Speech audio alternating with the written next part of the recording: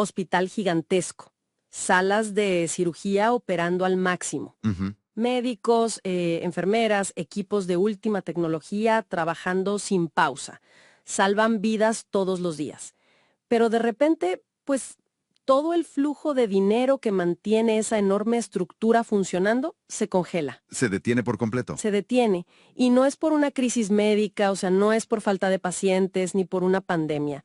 Todo se detiene por un error tipográfico. Un simple número mal tecleado. Exacto, un número mal tecleado en una factura. Suena como el argumento de una comedia de enredos, pero para quienes operan el sistema de salud en Colombia, fíjate que esta es la frustrante realidad cotidiana. Es una locura. Es una parálisis sistémica que nace, pues, de la burocracia pura. Y ese es precisamente el corazón de nuestra inmersión profunda de hoy. Así es. Vamos a analizar un texto que es sumamente revelador. Es de Jorge Augusto Miranda Cadavid. Y pone el dedo en la llaga sobre una crisis que aparenta ser solo un problema de contadores y administradores. Claro, como si fuera algo súper técnico, de oficina. Exacto, pero que en realidad es un riesgo masivo para la salud de toda una población. El autor argumenta que la ADRES, que es la entidad administradora de los recursos del sistema de salud en Colombia, necesita urgentemente dar un salto evolutivo. Y la misión de nuestro análisis detallado de hoy es entender a fondo esa transición. Miranda Cadavid propone abandonar este modelo que, literalmente, está asfixiando al sistema, un modelo conocido como pago por evento, para adoptar algo que él llama pago global prospectivo, o PGP. El famoso PGP. Y a quienes nos escuchan, de verdad les prometo que, aunque estos términos suenen a clase de economía aburrida, la mecánica detrás de esto dicta directamente la calidad y la velocidad con la que una persona recibe atención médica. Es fascinante ver cómo las reglas de facturación moldean el comportamiento clínico. Es que, piénsalo como analista, cuando diseñas un sistema administrativo que castiga un error de tipeo menor, con la asfixia financiera de toda una clínica, La clínica reacciona, claro. reacciona drásticamente. La energía de la institución se desvía por completo. El incentivo principal ya no es curar al paciente de la manera más efectiva. Sino sobrevivir al fin de mes, supongo. Exactamente, sobrevivir. Llenar el formulario de la manera más perfecta posible. Y para dimensionar por qué la propuesta del autor es un cambio de paradigma tan grande, tenemos que sumergirnos primero en lo que él define como el pantano administrativo. Bueno, vamos a desempacar esto. El texto describe la relación que existe hoy entre las clínicas y hospitales, las llamadas IPS, y la ADRES como una relación transaccional de alta fricción. Alta fricción es ponerlo suave. Totalmente. Básicamente operan bajo un modelo de pago por evento. Esto quiere decir que cada acto médico, por minúsculo que sea, genera una línea de facturación independiente. Ujú. Y todo basado en un código CUPS, que es la clasificación única de procedimientos en salud. Y para que nuestra audiencia visualice esto, imaginemos el volumen de transacciones. Un país entero enfermando, sanando, operándose en tiempo real. Son millones. Estamos hablando de millones y millones de líneas de facturación diarias. Y cada una de esas líneas tiene que pasar por los motores de validación de la ADRES. Lo que el autor llama los filtros de entrada, ¿no? Así es, los filtros de entrada. Fíjate que, para entender lo absurdo que es esto, me gusta proponer una analogía. Imaginemos ir a cenar a un restaurante y que, al final, el mesero traiga una cuenta de 500 páginas. ¡Wow! ¿500 páginas por una cena? Sí, y en ese documento están cobrando cada grano de sal por separado, con un código distinto. Y no solo eso, cobran cada segundo exacto que el chef miró la escufa. La depreciación del tenedor. Exacto. Y si resulta que hay un error de tipeo en el código del grano de sal número 34, el sistema automático rechaza el documento entero. Todo se cae. Por ese mínimo error de 1 centavo, el chef del restaurante se queda sin recibir su sueldo de todo el mes. Es una analogía perfecta, y en la jerga del sistema de salud, ese rechazo se llama glosa. Glosa, ok. Sí, y la mecánica detrás de esto es súper destructiva, porque los sistemas están programados como barreras rígidas.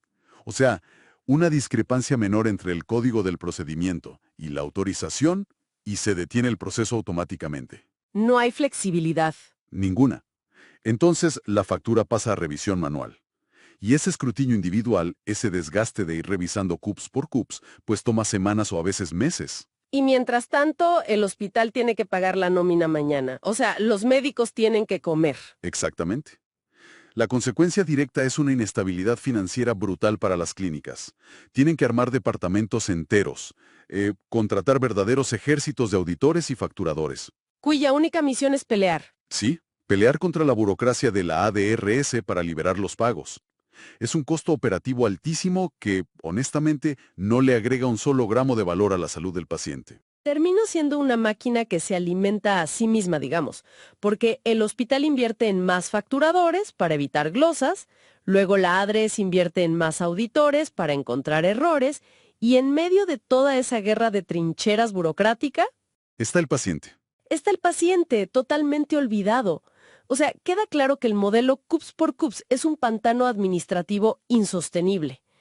Así que, si esta es la pesadilla, ¿cómo propone el autor que salgamos de ella? Y aquí es donde el texto introduce la solución. El pago global prospectivo, el PGP. Claro, y el PGP no es solo digamos, un ajuste contable pequeño. Es repensar la unidad de medida por completo. ¿A qué te refieres con la unidad de medida? A que, en lugar de facturar la aspirina, la jeringa, el tiempo de quirófano y los laboratorios como cientos de eventos separados, el modelo PGP consolida todos los costos esperados de un episodio de cuidado específico. Ah, ¿un paquete? Exacto. El texto usa ejemplos muy claros. Por ejemplo, el tratamiento integral de una enfermedad renal crónica durante todo un año. Ok. O toda la atención de una ruta materna, desde el mismísimo primer control prenatal hasta el día del parto. Todo eso se convierte en una única factura prenegociada. Aquí es donde se pone realmente interesante. Porque, o sea, estamos reemplazando un océano caótico de microtransacciones de alto riesgo por una sola reclamación integral. Totalmente. Volviendo al restaurante, es pasar de cobrar cada grano de sal a simplemente cobrar un precio fijo por el menú de degustación completo. Lo fascinante aquí es cómo este simple cambio altera la psicología y el comportamiento de quien presta el servicio de salud. La palabra clave, fíjate, es prospectivo. Prospectivo, que mira hacia adelante. Exacto. Los pagos se determinan por adelantado basándose en datos históricos. Si una clínica sabe de antemano exactamente qué presupuesto tiene asignado para tratar la enfermedad renal de una población, pues recupera la previsibilidad de su flujo de caja. Ya saben con qué cuentan. Y al agrupar los servicios en un paquete, la validación en esos filtros de entrada de la ADRES también cambia por completo, me imagino. O sea, ya no están buscando errores tipográficos en 500 códigos CUPS para congelar un pago. Para nada. Se limitan a verificar que el paquete de atención materna, por seguir el ejemplo, se haya entregado efectivamente al paciente. La fricción transaccional desaparece casi por completo. El hospital manda una cuenta por el paquete de atención, la ADRES ve que el episodio ocurrió y el dinero fluye. O sea, el hospital puede volver a destinar su energía a la medicina en lugar de a la facturación. Así debería ser en teoría. Pero, a ver, un momento. Tengo que ser la abogada del diablo aquí, porque estoy segura de que hay muchas personas escuchando esto que ven un riesgo gigante en esta idea. Es natural. Suena casi demasiado fácil. Claro, porque si agrupamos todo en un solo pago adelantado y le quitamos a la ADRES la lupa con la que revisaba cada gasa y cada jeringa, ¿no estamos abriendo la puerta a un descontrol total? Ujú. O sea, si yo soy un administrador de un hospital y ya me pagaron el paquete por adelantado, pues mi incentivo financiero inmediato es gastar lo menos posible en ese paciente, para que me quede más margen de ganancia, ¿no? Ese es el miedo principal, sí. ¿Cómo evitamos que las clínicas empiecen a recortar gastos, a usar materiales de mala calidad o a saltarse exámenes que son vitales? Bueno, has tocado el talón de Aquiles de cualquier modelo de pago global si se llega a implementar a ciegas. Es el miedo más profundo de los reguladores en cualquier parte del mundo. Con justa razón. Con muchísima razón. Pero Miranda Cadavid aborda este punto de frente en el texto y refuta esta idea errónea de que el PGP debilita la supervisión. De hecho, él argumenta que la fortalece, La fortalece. ¿Cómo? gracias a lo que denomina la auditoría inteligente. ¿Y cómo funciona esa auditoría si ya no están mirando las facturas detalladas una por una? Si conectamos esto con el panorama general, la magia de la analítica de datos solo ocurre cuando eliminas el ruido. Imaginemos intentar encontrar un patrón real de salud pública cuando estás enterrado bajo 10 millones de reclamos por jeringas y gasas. Es imposible, claro. No ves el bosque por mirar las hojas. Exacto. Al implementar el PGP, Liberas a la ADRES de ser policía transaccional que solo persigue números mal puestos. Y entonces los sistemas de información se liberan para hacer lo que él llama vigilancia estratégica. Pasamos de un rol de policía a un rol de garante de calidad. Así es. En lugar de auditar el papel, empiezan a auditar la calidad real a través de 3 métricas fundamentales. Fíjate que el texto es muy específico con esas métricas. La primera son los resultados clínicos. Ujú. O sea, pasamos de preguntar, ¿cobraste bien esta prueba de laboratorio? A preguntar, ¿el paciente diabético logró estabilizar sus niveles de azúcar después de 6 meses bajo este paquete de atención? Exacto. La auditoría se enfoca en el desenlace. Si la clínica se guardó el dinero, como decías antes, y no trató bien al paciente, los resultados clínicos lo van a reflejar inmediatamente en la data poblacional. Los números los van a delatar. Totalmente. Y luego la segunda métrica es la adherencia a protocolos, porque el PGP no es un cheque en blanco para hacer lo que el hospital quiera. Ah, claro, hay reglas médicas. Sí, el paquete está atado a un protocolo clínico basado en evidencia, o sea, el tratamiento estándar de oro. Es decir, los algoritmos de la ADRES vigilan que los hitos del tratamiento realmente se cumplan. Si el estándar de oro para el embarazo dicta, no sé, una ecografía específica en el segundo trimestre y la data muestra que el hospital no la está haciendo sistemáticamente para ahorrar costos, La auditoría inteligente enciende las alarmas de inmediato. y no por un error contable, sino por un fallo real en la calidad médica. Exactamente. Y la tercera es la métrica de eficiencia. Al tener toda la información estandarizada en paquetes, la ADRES por fin puede comparar peras con peras. Claro, porque todos cobran lo mismo por el mismo paquete. Así es, si 2 hospitales en la misma región reciben el mismo pago global por el mismo episodio de cuidado, la analítica permite ver quién tiene menores tasas de readmisión, quién tiene menos complicaciones y quién está usando los recursos de manera más inteligente. O sea, pasan de mirar las hojas de los árboles con una lupa a monitorear la salud del bosque completo desde un satélite. Es una analogía muy precisa. Es un cambio de perspectiva radical. Entendemos entonces que paradójicamente dejar de controlar la minucia es lo que permite tener un control mucho más estricto sobre lo que verdaderamente importa, que es la salud de las personas. Así es. Ahora, hablemos un poco de la realidad material, del mundo real. ¿Cómo se ve este impacto económico en la práctica? ¿Y qué requiere Colombia para que esta hoja de ruta no se quede acumulando polvo en un simple documento académico? Bueno, los números que muestra la fuente apuntan a una eficiencia que es indiscutible. En el modelo tradicional, el costo de mantener vivos esos departamentos gigantes de facturación y auditoría se traga una parte inmensa del presupuesto de salud. Muchísimo dinero tirado a la basura burocrática. Sí, pero con el PGP, los costos operativos, tanto de la ADRES como de las IPS, se desploman drásticamente. Los procesos de erradicación son mucho más ágiles y, lo más importante, el dinero llega a tiempo a donde tiene que llegar. Entonces, ¿qué significa todo esto para nuestra audiencia?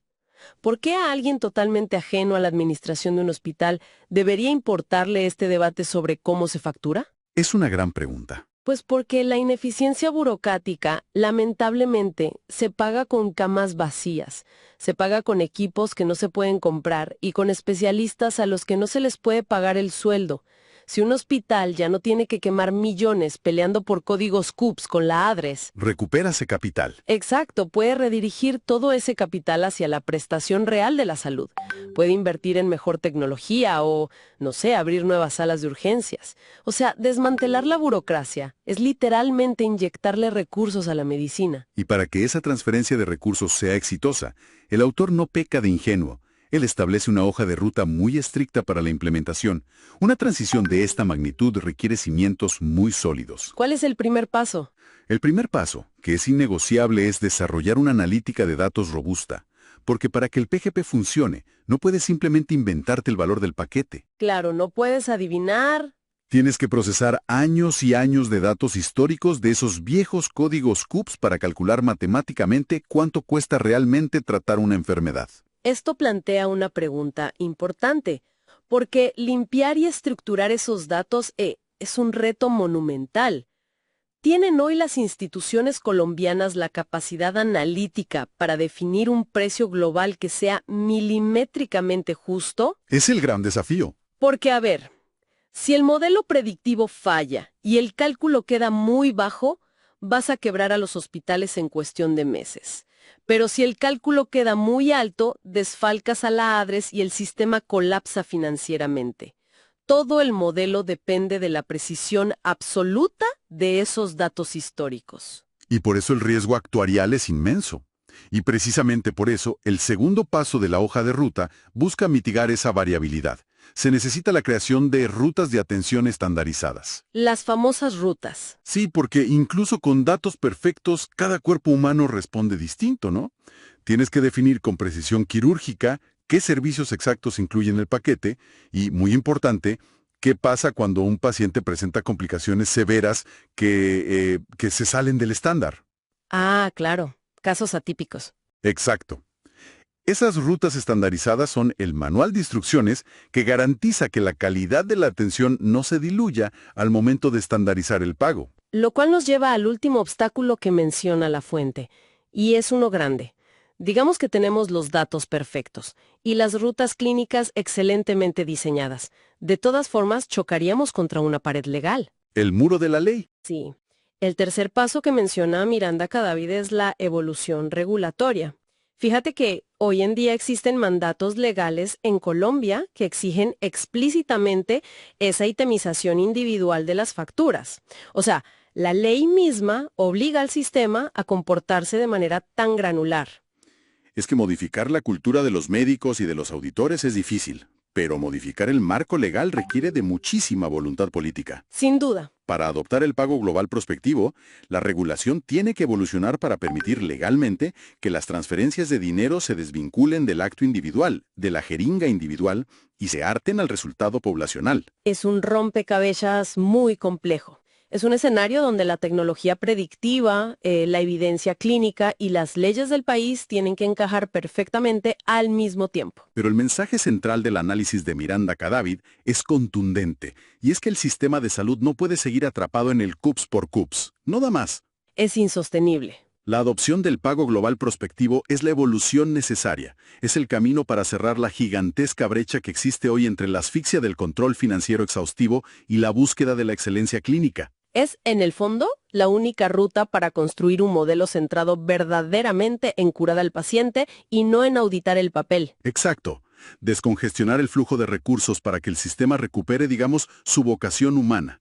Los incentivos económicos moldean el comportamiento de las instituciones, y este texto nos deja clarísimo que es hora de alinear esos incentivos con la vida y no con la burocracia. Totalmente de acuerdo.